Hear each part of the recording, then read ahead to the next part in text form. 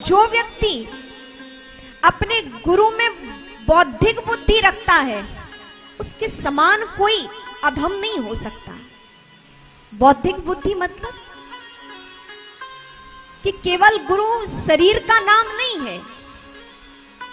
आंख कान नेत्र पंच तत्व से बनी बुद्धि जो रखता है उसके समान कोई अपराधी नहीं है। गुरु चिन्मय स्वरूप होते हैं, गुरु परमात्मा का अवतार होते हैं।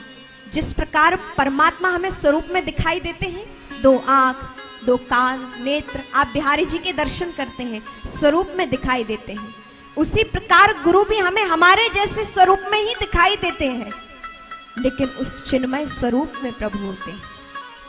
वो दिव्य रूप गुरुदेव का होता है। और जो केवल मनुष्यत्व की बुद्धि रखता है कि गुरुदेव तो हमारे जैसे हैं, नहीं, परम चिन्मय स्वरूप में होते हैं। जिस प्रकार परमात्मा का विग्रह सारे अंग दिखाई देते हैं, उसी प्रकार मनुष्य के रूप में गुरु दिखाई देते हैं, लेकिन चिन्मय स्वरूप उस परम तत्व को ही गुरु कहा जाता है। हम सभी का सौभाग्य है कि हम ऐसे दिव्य गुरु पर्व पर अपने पूज्य सद्गुरुदेव भगवान के साक्षात दर्शन कर रहे हैं। हमारी प्रार्थना हो, हे गुरुदेव भगवान, जन्म जन्मांतर हमें आपका शिष्यत्व प्राप्त हो, जन्म जन्मांतर आपके चरणों की सेवा मिले। केवल खाने कमाने और केवल दुनियादारी के लिए नहीं आए हैं, जीवन में कल्याण के लिए आए हैं। और उस कल्याणकारी पथ में हमारे कोई सहायक है तो वो हमारे गुरुदेव भगवान हैं। वो हाथ पकड़कर तुम्हें परमात्मा से मिला देंगे। और जब हमें यहां से जाना होगा तो वहां हमारे समक्ष हमारे गुरुदेव भी होंगे। हमारे गुरुदेव की यदि भक्ति हमारे अंदर होगी, हमारी निष्ठा होगी, तो स्वयं यहां से जाने के बाद गुरुदेव हमारा हाथ पकड़ के परमात्मा के चरणों में दे देंगे कि ये मेरा शिष्य है, इसे आप अपने चरणों में स्वीकार करें भगवान। ये कब होगा? जब हमारे अंदर वो अगाध निष्ठा जागृत होगी, अगाध गुरु चरणों से प्रेम, गुरु चरणों की सेवा होगी, तभी यह सब प्राप्त होगा। गुरुदेव स्वयं ब्रह्मा विष्णु और महेश से भी बड़े हैं। हम कहते हैं गुरुर ब्रह्मा गुरुर विष्णु गुरुर्देवो महेश्वरा, गुरु साक्षात परब्रह्म तस्मै श्री गुरुवे नमः। गुरुदेव को परब्रह्म कहा गया है, इन तीनों सत्ताओं से ऊपर कहा गया है। गुरु ब्रह्मा से भी बड़े हैं, गुरु विष्णु से भी बड़े हैं, गुरु महेश से भी बड़े हैं। गुरु साक्षात परब्रह्म, तीनों सत्ताओं से परे हैं गुरुदेव, क्योंकि ये तीनों देव एक एक कार्य करते हैं, लेकिन गुरुदेव तीनों कार्य एक साथ करते हैं। ब्रह्मा जी क्या करते हैं?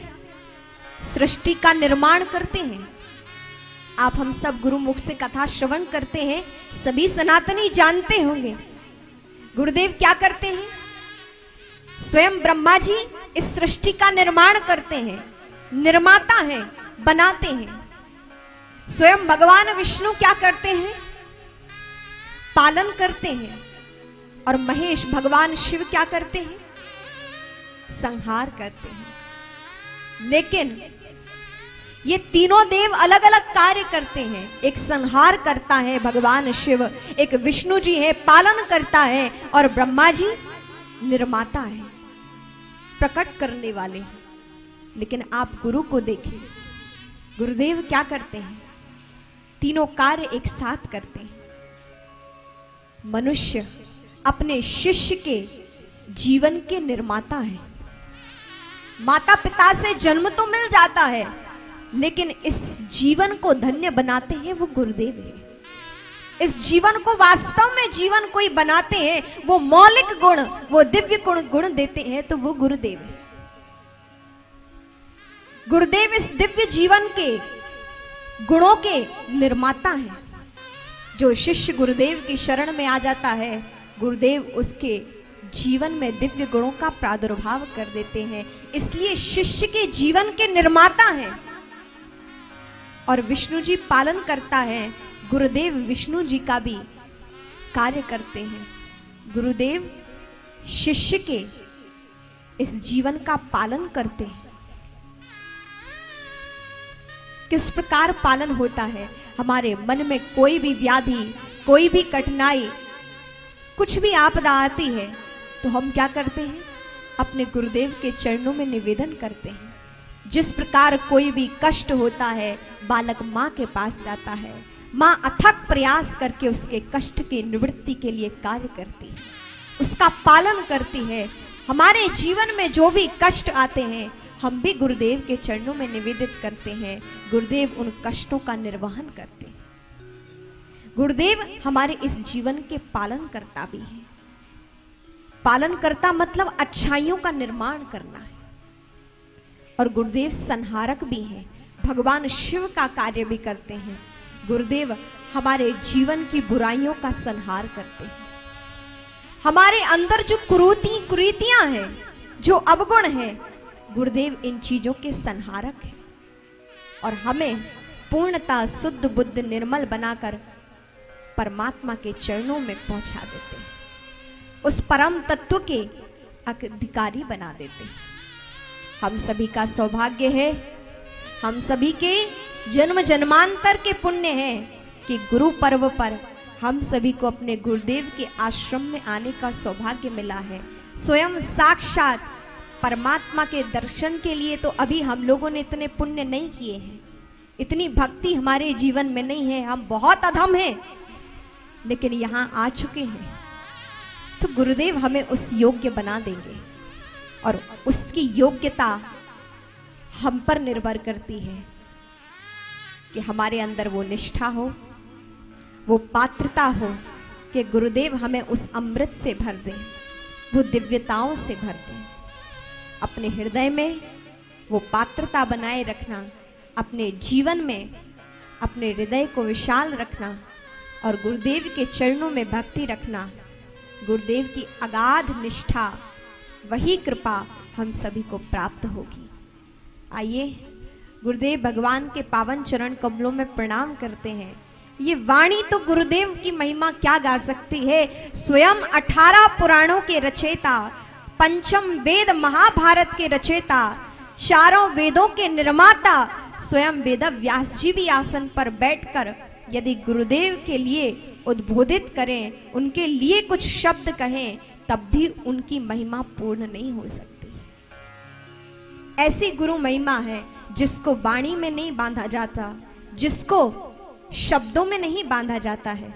गुरुदेव की महिमा अगाध है जो निरंतर ऐसे परम शिष्यों को प्राप्त होती रहती है जो उनके चरणों के योग्य बन जाते हैं।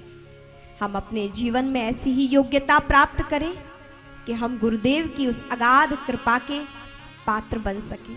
ये तो निरंतर माता पिता का अपनी सभी संतानों पर परम प्रेम होता है, लेकिन जो माता पिता के अनुकूल चलता है, जो माता पिता की सेवा करता है, उनके अनुकूल होता है, तो माता पिता को वो अत्यधिक प्रिय होता है।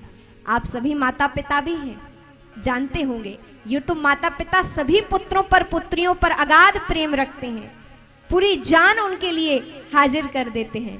लेकिन जो पुत्र आज्ञा में रहता है, मन ही मन माता पिता का उसके प्रति अत्यधिक प्रेम होता है।